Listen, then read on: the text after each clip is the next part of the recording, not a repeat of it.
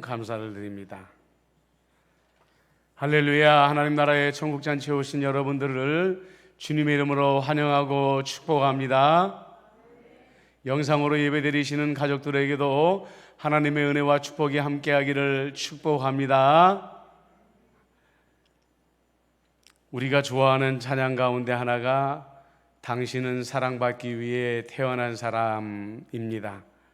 이 찬양은 정말 들을 때마다 내가 소중한 사람이구나, 내가 누군가에게 사랑받고 있구나, 이런 생각을 가지게 만들어줍니다. 그런데 남들에게 사랑의 고백을 자주 받는 사람들일수록요, 마음도 건강해지고 몸도 건강해진다고 말합니다. 여러분들 옆에 있는 분들에게 한번 말씀해 보시죠. 당신은 사랑받기 위해 태어난 사람입니다 하고 한번 축복을 해보세요. 그래요. 듣기만 해도 얼마나 마음이 좋습니까? 행복하고요. 그런데 오늘 우리가 전혀 기대하지 않았던 말씀을 예수님께서 하십니다. 세상이 너희를 미워하면 너희보다 먼저 나를 미워한 줄 알라, 이렇게 말씀을 하고 있습니다.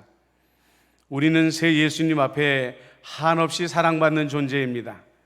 그리고 지난주 배운 계명의 말씀대로 교회 안에서 우리는 서로 사랑하고 사랑받는 존재이지요. 그런데 세상에서는 우리가 미움을 받을 것이라고 말씀하고 있습니다. 실제적으로 예수님께서 이 말씀을 하시고 교회가 세워진 이후로 지금까지 교회는 세상의 미움의 대상이 되어 왔습니다. 우리가 왜 교회가 세상의 미움을 받는 존재가 되었을까? 우리는 두 가지로 나누어서 생각해 볼 필요가 있습니다. 첫 번째로는 오늘의 말씀과 상관없이 교회가 세상을 향해 잘못했을 때 교회는 세상의 미움을 받는 존재가 될 수밖에 없었다는 것입니다. 우리가 잘 아는 프랑스 시민혁명 당시에 분노에 가득 찬 시민들은 궁전과 귀족들의 집을 약탈을 했다고 말을 합니다. 그러나 궁전과 귀족들의 집만 약탈한 것이 아니라 교회도 약탈하고 불을 질렀다는 사실을 알고 있습니까? 백성들은 날로 가난해지고 이제는 먹을 빵도 없이 가난해지고 처참한 삶을 살고 있음에도 불구하고 교회가 서민들의 편을 드는 것이 아니라 왕과 귀족들의 편에 서 있었기 때문에 서민들은 분노에 차서 교회를 약탈하고 교회를 미워하고 교회에 불을 질렀던 것입니다. 그리고 21세기에 우리나라 교회들이 지금 코로나19로 미움을 받고 있습니다. 우리 임마누엘 교회는 단 한 번의 확진자도 나온 적이 없고 방역의 의무를 최선을 다하고 있습니다. 그런데 대한민국의 어느 사람도 임마누엘 교회가 그렇게 잘 지키고 있구나, 확진자가 한 명도 안 나왔구나 알아주지 않습니다. 뉴스에서 보도되는 대로 계속해서 이 교회에서 또는 저 교회에서 확진자가 나왔다는 이야기를 들으면서 마치 대한민국의 온 교회가 확진자가 나오는 것처럼 생각을 하고 교회들을 미워하고 있다는 말씀이죠. 자, 여러분, 이렇게 교회가 잘못해서 세상에서 비난을 받고 세상에서 미움을 받을 때 교회는 세상을 향해 어떤 태도를 취해야 될까요? 우리가 지금 새벽에 잠언의 말씀을 묵상하는데 잠언 1장 23절에 보면 이런 말씀이 나옵니다. 나의 책망을 듣고 돌이키라. 보라, 나의 영을 너희에게 부어주며 내 말을 너희에게 보여주리라. 지금 세상의 교회를 책망하는 것은 그 뒤에 예수님이 계시다는 것을 알아야 됩니다. 그러므로 사람들만의 책망으로 듣는 것이 아니라 사람들 뒤에 그 책망 속에 하나님의 책망, 그리스도의 책망도 숨겨져 있다는 것을 우리 예수 믿는 사람들은 알아야 된다는 것이죠. 그렇기 때문에 교회의 잘못에 대하여 우리는 겸허하게 자신을 돌아볼 줄 알아야 됩니다. 이런 미움 앞에 교회는 책망을 달게 받고 겸손한 태도로 대해야 된다는 거죠. 예수 안 믿는 사람들이 만나서 교회에 대하여 비난을 하면 거기에 대해서 우리가 말대꾸하고 교회를 변호하려고 하기보다는 정말 우리 교회들이 이번에 너무 실수들이 많았어 라고 우리가 스스로 반성하게 되면 상대방의 마음에 도리어 감동을 주게 될 줄로 믿습니다. 그러나 두 번째의 미움이 있습니다. 그것이 바로 예수님께서 하신 미움입니다. 예수님께서 말씀하시는 미움은 차원이 다른 것입니다. 왜 예수님은 세상이 성도들을 미워하게 될 것이다, 그 전에 나를 미워하게 될 것이다, 이렇게 말씀하셨을까요? 19절에 이렇게 말씀하십니다. 너희가 세상에 속하였으면 세상이 자기의 것을 사랑할 것이나 너희는 세상에 속한 자가 아니요 도리어 내가 너희를 세상에서 택하였기 때문에 세상이 너희를 미워하느니라. 예수님이 세상에 속하지 않았기 때문에, 우리가 예수님에게 속하고 세상에 속하지 않았기 때문에 세상이 우리를 미워할 것이다, 이렇게 말씀하고 있다는 것입니다. 여러분들, 여기서 말하는 세상이라는 것은 조금 전에 우리 교회가 잘못했을 때 교회의 잘못을 지적하던 그 세상과는 전혀 다른 세상을 말합니다. 여기서 말하는 세상은 하나님을 떠난 세상입니다. 죄와 악과 허물을 저지르는 세상입니다.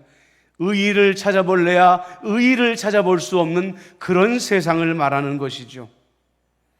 그런 세상에 예수님께서 빛으로 오셨기 때문에 세상이 빛으로 오신 예수님을 싫어한다라고 말하고 있는 것이고요, 빛으로 오신 예수님을 따르는 우리들을 미워하게 될 것이다, 이렇게 말씀하고 있는 것입니다. 언젠가 한 목사님은 설교 중에 이런 말씀을 하셨습니다. 도둑들이 밤에 몰래 남의 집에 담을 넘고 있는데 어떤 사람이 불을 들고서 달려오고 있다면 얼마나 놀라겠는가. 바로 이 죄악된 세상이 빛으로 오시는 예수님을 보고 당황해하고 싫어하는 이유가 그것과 같다는 것입니다. 다시 한번 말씀드립니다. 예수님과 성도와 교회는 세상의 빛입니다. 끊임없이 세상을 향해 진리의 빛을 들고 나가는데 어떻게 우리가 미움의 대상이 되지 않을 수 있겠습니까?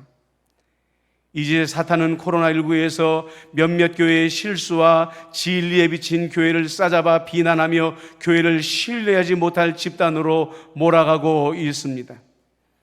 여러분, 다시 한번 말씀드리지만 교회의 실수에 대해서는 우리가 한없이 겸손해져야 되겠지만 빛과 진리이신 예수님에 대하여 우리는 절대로 부끄러워하거나 위축되어져서는 안 되는 것입니다. 지금이나 앞으로 예수님 때문에 당할 미움은 예수님께서 먼저 당하신 미움과 비교할 대상이 되지 않는다고 말씀하고 있지 않습니까? 20절입니다. 내가 너희에게 종이 주인보다 더 크지 못하다 한 말을 기억하라. 사람들이 나를 박해하였은즉 너희도 박해할 것이요 내 말을 지켰은즉 너희 말도 지킬 것이라, 이렇게 말씀을 하고 있습니다. 이것은 무엇을 말하는 것입니까? 세상 사람들이 아무리 우리를 미워한다고 하여도 예수님이 받은 미움, 세상이 우리를 아무리 증오한다고 하여도 예수님이 당한 증오만큼 너희들이 미움당하거나 증오당하지는 않을 것이다, 이렇게 말씀하고 있는 거예요. 조금 전에도 말씀을 드렸지만 며칠 전이 6.25이지 않았습니까? 만약 이 나라가 공산화가 되고 지금 북한에 있는 그리스도인들이 당하는 박해를 우리가 받고 있다고 생각을 해보십시오. 상상만 해도 소름 끼치는 일입니다. 우리는 하나님의 은혜로 말미암아서 예수님이 당하시는 미움만큼, 예수님이 당하시는 증오만큼 당하지 않고 살고 있다는 것을 우리는 하나님께 감사할 줄 알아야 된다는 거예요. 둘째로 예수님께서 내 말을 지켰은즉 너희 말도 지킬 것이다 하는 이 말씀을 주목할 필요가 있습니다. 여러분, 우리는 지금 코로나19 시대이지만 정말 아끼고 사랑하는 사람들에게 예수님에 대한 이야기를 하는 것을 부끄럽게 여기면 안 됩니다. 도리어 지금 우리는 예수님의 사랑에 대해서 많은 사람들이 아닌 단 한 사람에게라도 이야기해야 됩니다. 보십시오. 예수님께서 말씀하시지 않았습니까? 너희도 박해당할 것이지만 내 말을 지켰으니 너희 말도 지킬 것이라. 우리가 누군가 한 사람을 진실로 예수님의 사랑으로 사랑하고 정말로 그 사람에게 예수님의 사랑을 전하게 되면 너희의 말을 들을 날이 올 것이다, 이렇게 말하고 있는 것입니다. 여러분들, 우리 믿음의 선배들을 보십시오. 박해의 시대에 박해가 왔기 때문에 복음 전하는 일을 멈춘 적이 있었습니까? 아닙니다. 박해의 시대에 더욱더 예수님을 열심히 전함으로 말미암아 박해 속에서 도리어 교회가 더 부흥하는 놀라운 역사를 교회사는 기록하고 있다는 것입니다. 여러분, 그렇습니다. 내 말을 지켰은즉 너희 말도 지킬 것이다. 예수님은 예수님의 말씀을 우리에게 맡겨주셨습니다. 맡겨주신 그 말씀을 사랑하는 내 가족에게부터 전해 주십시오. 여러분들의 지인에게 전해 주십시오. 여러분들의 마음 가운데 이 사람은 꼭 천국에 가야 되는데 하는 사람에게 전해 주실 때에 그 사람의 마음속에 반드시 구원의 열매가 맺어지게 될 줄로 믿습니다. 오늘 우리가 그리스도인들은 우리가 얼마나 위대한 스승에게 얼마나 위대한 복음을 전해받았는지 점차 잊어가고 있습니다. 여러분, 얼마 전에 남아공 요하네스버그에서 남동쪽으로 한 360km 떨어진 마을에 소동이 일어나지 않았습니까? 어떤 사람이 누군가가 그곳에서 다이아몬드를 발견했다라는 소문을 들었습니다. 사람들이 저마다 온 천지에서 이제 내 인생을 역전시켜 보겠다는 마음을 가지고 다이아몬드를 캐겠다고 왔는데 정말로 다이아몬드와 비슷한 돌들이 그곳에서 쏟아져 나오게 된 거예요. 야, 정말 내 인생이 역전되어졌구나. 나는 정말 부자가 되겠구나. 이 사람들은 그렇게 생각을 했습니다. 그런데 그 꿈은 며칠 가지 못했습니다. 그들이 발굴한 것은 다이아몬드가 아니라 석영이라는 다이아몬드와 비슷한 돌에 불과했다는 것이죠. 세상 사람들은 부와 명예와 권력을 향해 다름박질합니다. 하지만 인생의 마지막에 설 때에 그것이 결국은 내 종말에 아무 도움도 줄 수 없다는 것을 그제서야 깨닫게 된다는 것입니다. 우리는 예수님께서 길과 진리와 생명이 되어주심으로 말미암아 이곳에서부터 이미 하나님 나라를 향한 여정을 걷고 있는 것입니다. 죽음이 종말이 되지 않는 세상을 향해 가는 우리가 왜 우리 자신이 가진 복음에 대하여 점차 자신감을 잃어가야 될까요? 저는 베드로전서 3장 12절 말씀을 늘 사모합니다. 하나님의 날이 임하기를 바라보고 간절히 사모하라.